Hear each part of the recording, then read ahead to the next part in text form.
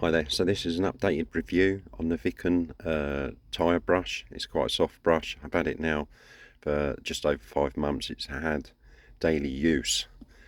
So as you can see, it's not doing too bad. It's doing really well. The bristles on it are not all over the place. It still does the job, and it's really good for cleaning.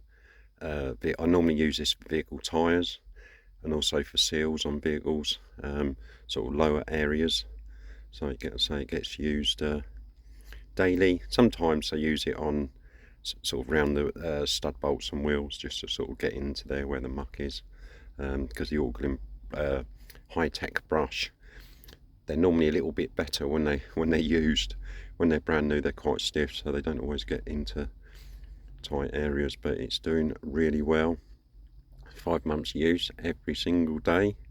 Definitely worth getting if you're into cleaning cars, or you're a mobile valeter, or even a detailer, I suppose.